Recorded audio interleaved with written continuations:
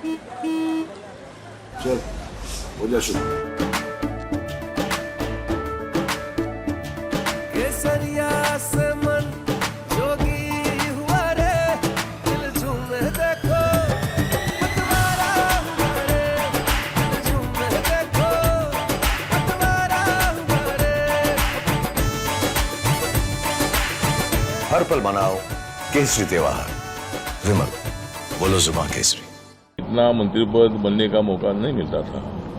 बाबा साहब अम्बेडकर जी ने दलितों की मुक्ति की लड़ाई तो लड़ी थी, लेकिन देश का संविधान लिखकर बाबा साहब ने बहुत बड़ा देश के लिए योगदान दिया है। और देश का संविधान ऐसा है कि देश का, भारत का संविधान कोई भी बदल नहीं सकते है।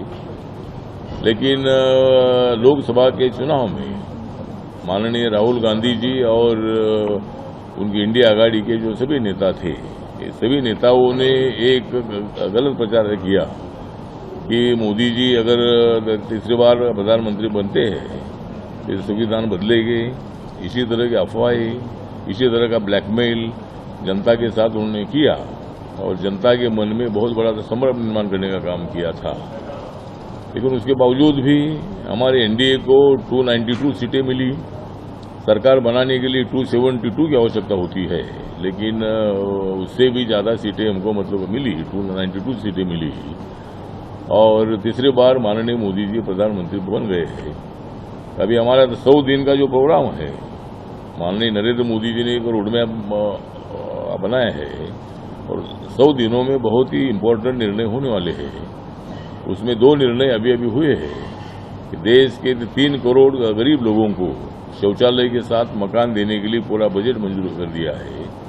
उसके साथ साथ जो कि किसान अपने हैं, किसानों को कम से कम 9.5 करोड़ किसानों को 20,000 करोड़ रुपया जो है ये उनके खाते में गया है और हर किसान को 6,000 रुपया हर साल मिलेगा। इसी तरह के बहुत सारे निर्णय अभी हमारे 100 दिन में हो गए और हमारी सरकार 5 साल तक चलने वाली है। बार बार ये बताया जा रहा है कि भाई सरकार गिरेगी, ये सरकार चली जाएगी, चंद्रबाबू नायडू सपोर्ट निकालेंगे, नीतीश कुमार जी सपोर्ट निकालेंगे, तो इसी तरह की बातें की जा रही है। लेकिन ना नीतीश कुमार जी हमको छोड़ेंगे, ना चंद्रबाबू जो छोड़ने वाले हैं। तो क्लियर मेजॉरिटी हमारे पास एनडीए की है। एक बात बताना चाहता हूं कि जब बीजेपी को 282 सीटें 2014 में मिली थी, तब भी सरकार का नाम एनडीए सरकार था। 2019 में जब बीजेपी को 303 सीटें मिली थी, तब भी सरकार का नाम एनडीए सरकार था।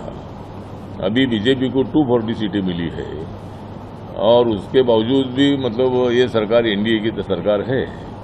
कभी भी बीजेपी ने ऐसा नहीं बोला कि भाई बीजेपी की सरकार है, नेशनल डेमोक्रेटिक अलायंस की सरकार है। और मेरा जैसा जो एक छोटा दल है, मेरे दल का एक भी लोकसभा में मेंबर नहीं है, उसके बावजूद भी माननीय नरेंद्र मोदी जी ने मुझे मौका दे दिया है, क्योंकि मेरी पार्टी सभी राज्यों में काम करती है और इतनी स्ट्रांग नहीं है, लेकिन मेरे कार्यकर्ताओं की संख्या हर राज्य में है। नागालैंड में मेरे पार्टी के 2 एमएलए चुनकर आए हैं। अभी मणिपुर से मेरा एक कैंडिडेट लोकसभा लड़ा था, उसको 17% वोट मिला है। और नॉर्थ ईस्ट हो, नॉर्थ हो, साउथ हो, सभी राज्यों में मेरी पार्टी काम करती है। तो हमारी सरकार जो मोदी सरकार है, ये सरकार अभी 5 साल तो चलेगी, लेकिन हम अभी और इतना अच्छा काम करेंगे कि और भी हमारी 5 साल तक सरकार आ सकती है। हमारे सरकार को गिरने का कोई धोखा बिल्कुल नहीं है। और कांग्रेस पार्टी को मेरा निवेदन है, मेरा सवाल उनको है, डॉक्टर मनमोहन सिंह जी की सरकार थी तब कांग्रेस पार्टी के कितने एमपी थे? 200 के अंदर एमपी थे, तो भी आपकी सरकार 10 साल तक चली थी। तब बीजेपी ने ऐसा सवाल नहीं उठाया था कि भाई आपकी सरकार गिरेगी, क्योंकि आपके पास यूपीए का क्लियर मेजोरिटी थी और इसीलिए तो सरकार बनी थी। तो लोकतंत्र में जिसके पास क्लियर मेजोरिटी होती है उनको सरकार बनाने का अधिकार होता है। और नरेंद्र मोदी जी ने 292 सीटें जीतकर तीसरी बार सरकार बनाई है। और आप लोग जानते हैं कि भाई 10 सालों में बहुत बड़ा डेवलपमेंट हो रहा है। रोड का डेवलपमेंट हो, एयरपोर्ट का डेवलपमेंट हो या रेल का डेवलपमेंट हो, बहुत सारा डेवलपमेंट हो रहा है। 80 करोड़ लोगों को अगले 5 साल तक फ्री में अनाज देने का निर्णय भी हो चुका है, वो भी मतलब सभी गरीब लोगों को मिल रहा है। और कई निर्णय अभी होने वाले हैं और हम जनता को जानते हैं, जनता की समस्या जानते हैं और मोदी जी बहुत ही सोचकर मतलब निर्णय लेते हैं। इसीलिए हमारी सरकार बिल्कुल जाने का विषय नहीं है। नीट के एग्जाम पर जो सवाल उठाए गए हैं, जो कुछ पेपर फूटी हुई है, वो गड़बड़ियां हुई है, तो पूरी जांच इसकी हो रही है। इसके लिए जो भी जिम्मेदार हो गए उनको कठोर सजा मिलने वाली है। लेकिन माननीय धर्मेंद्र प्रधान जी, जो हमारे HRD मिनिस्टर हैं, उन्होंने ये एग्जाम में घोटाला हुआ था, गड़बड़ी हुई थी, इसीलिए एग्जाम ही रद्द की है और अभी दोबारा मतलब एग्जाम हो रही है। तो दोबारा ऐसा ना हो उसके लिए जरूर मतलब हमारे सरकार की तरफ से कोशिश है और ऐसा मतलब पेपर फूटी होना, गड़बड़ी होना ये अच्छी बात नहीं है। ये पार्टी बाबा साहब अम्बेडकर जी की विचारधारा को लेकर आगे काम करती है और मेरी पार्टी लगातार मतलब NDA के साथ रही है, BJP के साथ रही है 10 सालों से। अभी महाराष्ट्र में विधानसभा का चुनाव अक्टूबर में आ रहा है, जो हमें महाराष्ट्र में भी भारी धक्का बैठा। हमारी सीटें 35 से 40 तक आनी चाहिए थी, लेकिन 17 सीटें हमारी सुनकर वहाँ आई। लेकिन जो वोट परसेंटेज है, ये वोट परसेंटेज महाविकास आघाड़ी और जो महायुति हमारी थी उसमें आगे पीछे मतलब इसका परसेंटेज है। तो आने वाली विधानसभा में हम एक साथ लड़ेंगे और विधानसभा में जरूर मतलब हमारी महायुति की सरकार, NDA की सरकार आएगी, ऐसा हमें पूरा विश्वास है। बहुत हुआ है, उसका कारण ये कि बीजेपी ने राम राज्य या राम मंदिर के काफी किया, उस हिंदुत्व का इशू उठाया। उस कारण से जो दलित और अल्पसंख्यक का जो वोट बैंक का जो था वो शिफ्ट हो गया, महाअघाड़ी की तरफ शिफ्ट हो गया और यूपी में सपा की तरफ शिफ्ट हो गया। तो राम राज्य का मुद्दा उठाना, राम मंदिर को मुद्दा उठाना दलित और अल्पसंख्यक को पसंद नहीं आया, मुस्लिम वर्ग को। मुझे लगता है कि राम मंदिर का विषय विषय नहीं था। राम मंदिर जब सुप्रीम कोर्ट का जजमेंट ही आया और उन्होंने वहाँ 500 साल पहले वहाँ राम मंदिर था और मुगल आने के बाद राम मंदिर डिमोलिश हुआ था, इसीलिए मतलब पूरे प्रूफ देखकर सुप्रीम कोर्ट ने जजमेंट दिया था और मोदी जी के कार्यकाल में वो मंदिर बना। लेकिन जो मतलब दलित और माइनॉरिटी का वोट जो है ये मतलब इसलिए मतलब हमसे दूर हो गया, लेकिन उसमें तो दलितों का भी अनेक जगह पर हमको वोटिंग मिला है। मध्य प्रदेश में हमारी 29 सीटें चुनकर आई है और उत्तराखंड हो, हिमाचल प्रदेश हो, छत्तीसगढ़ हो, यहाँ भी हमारी सीटें अच्छी चुनकर आई है। और एक तो महाराष्ट्र और उत्तर प्रदेश और वेस्ट बंगाल, या 3 जगह पर हमको जो अपेक्षाएं थी उससे काफ़ी सीटें कम आई। तो इसीलिए मुझे लगता है कि राम मंदिर के विषय पर ये नुकसान नहीं हुआ है, लेकिन संविधान बदला जाएगा और आपका आरक्षण निकाला जाएगा, ये प्रचार बहुत धूमधाम से इन लोगों ने किया और लोगों के मन में ये बैठा कि ये इनकी सीटें इतनी ज़्यादा आएगी तो संविधान बदला जाएगा या क्या। वो भी तो बीजेपी नेता ने बयान दिया था सर, वो भी एक बीजेपी नेता ने बयान दिया था कि संविधान बदल देंगे हम 400 सीटें। बीजेपी नेता ने जो अयोध्या के लल्लू सिंह वो तो हार गए, लेकिन लल्लू सिंह जैसे वो बोले थे, लेकिन ये कोई बीजेपी की भूमिका नहीं थी। तो बीजेपी ने ऐसा कोई अनाउंस नहीं किया था कि संविधान बन जाएगा। और जो नरेंद्र मोदी जी संविधान को माथा टेकर शपथ लेते, उन्होंने अभी 2019 के नेता के रूप में जब उनका नाम अनाउंस हुआ तब उन्होंने संविधान के किताब को माथा टेकर शपथ ली है। और इसी तरह मुझे लगता है कि मोदी जी ने ही बाबा साहब अम्बेडकर जी के जो मेमोरियल है, अभी यहाँ महू का मेमोरियल है, जब बीजेपी की सरकार इधर आई तब मेमोरियल बना, कांग्रेस के कार्यकाल में वो भी नहीं बना था। या 26 अलीपुर रोड पर बाबा साहब ने संविधान लिखा था, वहाँ भी कांग्रेस के कार्यकाल में कुछ नहीं हुआ था, वहाँ भी एक बहुत अच्छा सुंदर मेमोरियल बन गया है और डॉक्टर अम्बेडकर इंटरनेशनल सेंटर बना है।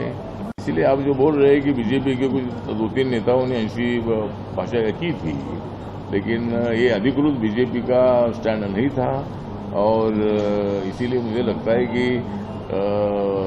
संविधान बदलने के विषय पर हमको हमारा काफी नुकसान हुआ। महाराष्ट्र की बात करें, महायुति गठबंधन से अजित पवार नाराज है कि उनको कहीं मंत्री पद कैबिनेट का नहीं दिया गया उनके दल को। दूसरा, जो सीटों की बात आई कि विधानसभा चुनाव 3 महीने बाद है, तो आपको लग रहा है कि गठबंधन टिक पाएगा आपका, क्योंकि सब अलग अलग भाग रहे हैं उसमें? मुझे लगता है कि अजित पवार जी को उनका एक ही मेंबर ऑफ पार्लियामेंट चुनकर अभी आया था। ये हमारे सुनील तटकरे जी जो उनके प्रदेश अध्यक्ष है, वो रायगढ़ लोकसभा क्षेत्र से चुनकर आए हैं और माननीय नरेंद्र मोदी जी ने उनको एक मंत्री पद, राज्य मंत्री पद देने का आश्वासन दिया था, लेकिन उन्होंने राज्य मंत्री पद लेने के लिए नकार दे दिया, क्योंकि प्रफुल्ल पटेल जी का कहना था कि मैं कैबिनेट मंत्री रहा हूं तो मुझे कैबिनेट मंत्री पद मिलना चाहिए, लेकिन उसके लिए मतलब एनडीए के नेताओं की तैयारी नहीं थी, मतलब उनको देना। मैं भी मांग रहा था मुझे कि कैबिनेट मिलना चाहिए, लेकिन मेरा एक भी मेंबर ऑफ पार्लियामेंट लोकसभा में नहीं है और इसीलिए जो एमओयू भी मुझे मिला है, तो मतलब उनको एक राज्य मंत्री देने का वादा है। अगर वो प्रफुल्ल पटेल जी या सुनील तटकरे जो भी एक राज्य मंत्री पद लेगा तो उनको मिलेगा। और जहाँ तक महाराष्ट्र के विधानसभा का विषय है, तो हम जो शिवसेना जो एकनाथ शिंदे जी है मुख्यमंत्री, देवेंद्र फडणवीस जी बीजेपी के डिप्यूटी सीएम है, अजित दादा पवार डिप्यूटी सीएम है, मेरी पार्टी आरपीआई है और भी कई हमारे पार्टनर है, तो सब मिलकर हम चुनाव लड़ेंगे और महाराष्ट्र में हमारी सरकार आएगी, ऐसा हमें पूरा विश्वास है। क्योंकि इस इलेक्शन में संविधान का मुद्दा नहीं चलेगा, इस इलेक्शन में विकास का मुद्दा चलेगा। मुंबई का कितना विकास हुआ है, महाराष्ट्र के लिए कितना पैसा हमने दिया है 5 सालों में, 10 सालों में, और इसी तरह मतलब उस विषय पर चुनाव होगा और जो गलतियां कुछ हमारी हुई है उसको सुधार कर हम इस मैदान में उतरने वाले हैं और जरूर हमें 288 सीटें हमारी है, उसमें से हमको 170-180 सीटें मिलेगी, ऐसा हमारा प्लान है और उसके लिए हमारा काम चल रहा है। आप कितनी सीट मांग रहे हैं? आप कितनी सीट मांग रहे हैं? हमारा आरपीआई के लिए 8-10 सीटें मिलनी चाहिए। एक तो आरपीआई ने मांग किया है कि मैंने लोकसभा में 1 सीट मांगी थी, मुझे दिल्ली से लड़ना था, लेकिन मुझे बताया गया है कि भाई आपकी राज्यसभा है, आपको दोबारा राज्यसभा दी जाएगी, मंत्री पद भी आपको दिया जाएगा। तो एक मंत्री पद राज्य में देने का वादा देवेंद्र फडणवीस जी ने किया है, तो जब अभी विस्तार होगा तो हमारे एक आरपीआई के कार्यकर्ता को एक मंत्री पद मिलेगा।